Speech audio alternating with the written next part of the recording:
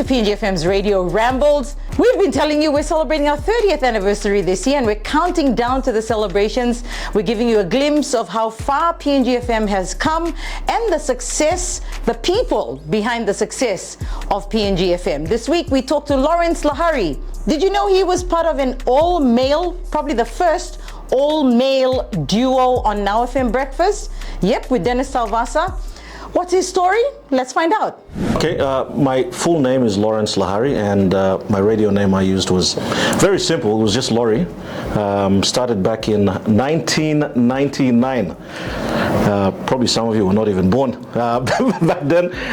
But you started in 1999 as a DJ, of course, doing the graveyard shift, and then also doing some work with Total Event Company.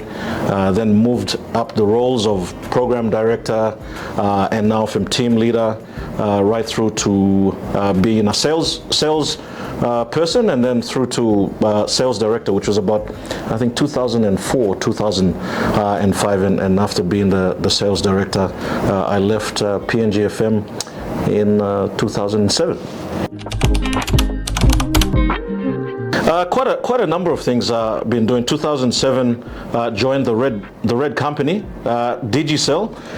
They were big back then in their launch stages, and did that for a couple of years.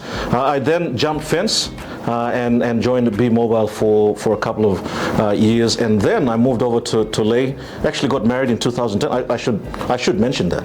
I should mention that in 2010 I got married to DK. All right, who's now Diane Lahari. We moved across to Lay in 2010, and I was with Coca-Cola in Lay with some really good friends there that we made. Louise from Coke, who was a real big supporter of NAUFM as well.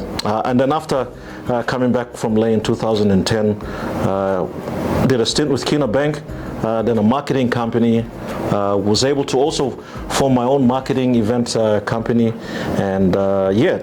Fast forward to today, I work for a lift and elevator company, Orbitz Elevators, and yeah, currently doing that for the last 2 years.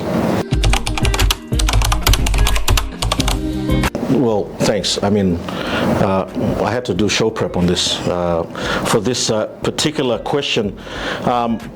I think it was more so just the friends I was around back then, Api Kasman and Tasman, just to name a few, who were already in NAUFM or PNGFM at the time. So just hanging around them, Dennis Talvasa, Dietz as well, just being with them, and then I think that sort of just rubbed off. In high school and growing up, I never thought I'd be a radio personality. So I just thought I'd just give it a go, and yeah, it just one thing led to another, and yeah, I just can't thank PNGFM enough.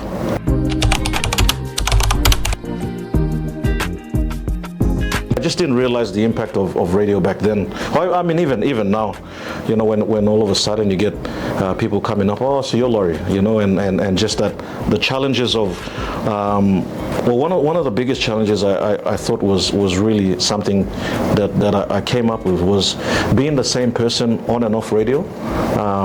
You know, you got to be genuine, and if you're someone else outside of radio, then you might as well give it up. I mean, today it's you know, social media. You're someone else on Facebook and, you know, TikTok, and all of a sudden when you see that person, oh, so that's that person. It's pretty much the same, you know, response, huh? You know, when we were in radio, it's like, oh, so you're Laurie, and I'm like, what did you expect?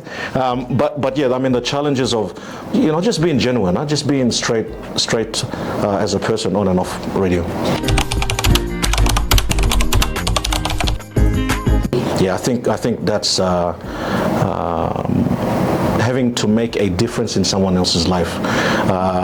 This is the whole positivity, you know, that whole genuine feel that I sort of portrayed myself on radio, is that if I was able to impact one person, then I'm doing my job on radio, and so that was fulfilling to me. As a radio personality, you know, back then you didn't have social media, so you know, people or young kids literally took you to their room, their most, you know, they confide in you, even though they didn't even know you, and then to then get someone come up and say, hey, Laurie, listen, I really like what you said the other time. That to me is rewarding as a radio personality.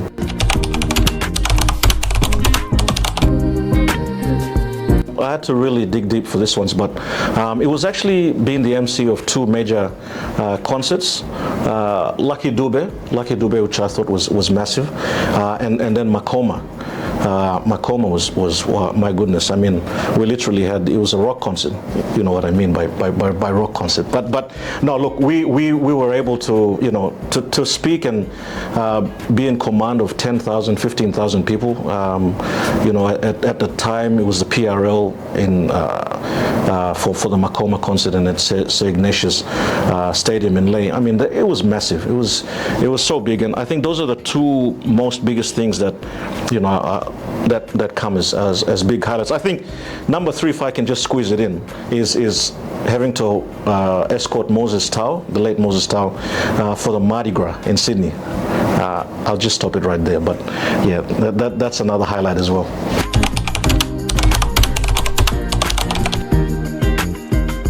I think you've got to treat it like you want to be able to have it as a career. If you're trying to get into radio, or in fact if you're trying to get into any sort of job, don't treat it as I'll let me pass time and I'll see how I go. And I think that's probably how I did in the beginning. I said, I'll try this and see how it goes. And now I look back, I can't thank PNGFM enough for what it's been able to do to me, and the friendships we've been able to form over the years. We're close now. We still all catch up. If we don't, we're messaging each other and just seeing how we were. One of the other things when I was in sales is the least anyone can say is, or the managing director, if you're going up to doing any sales proposal, is the worst they can say is no. So they say no, and you go to the next one. So some massive experiences I've learned, and definitely enjoyed every bit of it. Thank you for watching PNGFM's Radio Rambles. Don't forget to click on the bell icon if you'd like to be the first to see our next episode. Don't forget to follow us on social media, and we'll see you on the next episode of Radio Rambles.